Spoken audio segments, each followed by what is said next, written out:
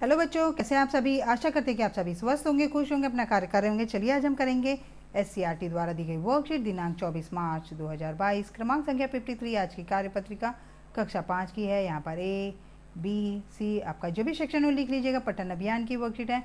10वां सप्ताह, विषय थीम नकलची शेर। यहाँ पर विद्यार्थी अपना नाम लिखेंगे, यहाँ पे शिक्षक और शिक्षिका का नाम। तो चलिए बच्चों समय गंवाए देख लेते हैं क्या दिया गया वर्कशीट में। नमस्ते प्यारे बच्चों, आशा करते हैं कि आप सभी स्वस्थ और खुश होंगे। प्यारे बच्चों, जिसका काम उसी को साजे, दूजा करे तो डंडा बाजे। इस बात को अच्छे से समझने के लिए आइए हम एक शेर की कहानी पढ़ते हैं, जिसमें आदमी की नकल करनी चाहिए पर परिणाम गलत साबित हुआ। चलिए देखते हैं क्या शेर ने गलती की। जंगल का राजा शेर बहुत बलशाली होता है।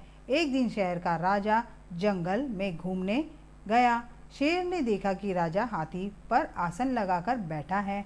शेर के मन में भी हाथी पर आसन लगाकर बैठने का विचार आया। शेर ने जंगल के सभी जानवरों को बताया और आदेश दिया कि हाथी पर एक आसन लगाया जाए।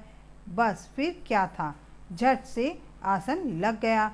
शेर उछलकर हाथी पर लगे आसन पर जाकर बैठा।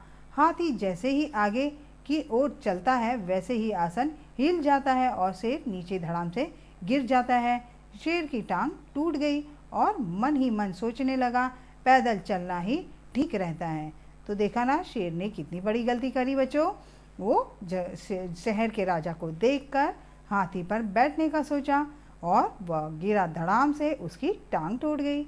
फिर उसका मन में आया कि पैदल चलना ही ठीक होता है, तो किसी की नकल नहीं करनी चाहिए। आगे देखते हैं बच्चों। प्यारे बच्चों, दिए गए चित्रों को कहानी के अनुसार क्रम में लगाएं और क्रम संख्या चित्र पर लिखे। कहानी के पर आधारित एक चित्र भी बनाएं। तो यहाँ पर देखिए बच्चों, आपको क्रम संख्या लगानी है। शेर पहले वो राजा को देखता है, ये क्रम संख्या 1 कि शहर का राजा हाथी पर आसन लगाकर बैठा है। फिर वो सभी को अपने सारे जानवरों को आदेश देता है कि मुझे भी हाथी पर बैठना है आसन लगाकर, तो फौरन आसन लगाया जाए। तो यहाँ पर ये 2, यहाँ पे देखिए आसन लग चुका है शेर का। और फिर यहाँ पे तीसरा, जब हाथी आगे बढ़ता है तो आसन हिल जाता है और शेर धड़ाम से गिर जाता है।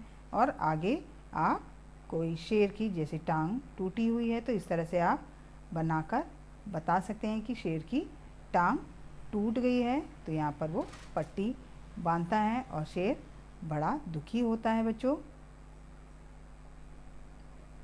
इस तरह से आप आगे बता सकते हैं कि शेर को कितनी, मैंने तो ख़राब बनाया है, आप अच्छे से शेर ड्रॉ करिएगा जिससे उसकी टांग टूट गई है। इस तरह से बनाइएगा आगे की कहानी। चलिए आगे देखते हैं आगे क्या दिया हुआ है। भाग संख्या 2, आप जंगल के राजा शेर के बारे में क्या क्या जानते हैं। तो बच्चों, आप जंगल के राजा शेर के बारे में क्या क्या जानते हैं।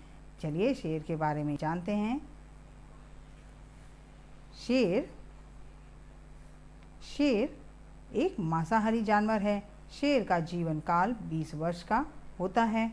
शेर की दहाड़ 5 किलोमीटर दूर तक सुनाई देती है। वह एक दिन में 8 किलो मांस खा सकता है। शेर साहसी, बहादुर व निडर होते हैं, इसीलिए उसे जंगल का राजा कहा जाता है। तो शेर की ये खूबियाँ हैं बच्चों।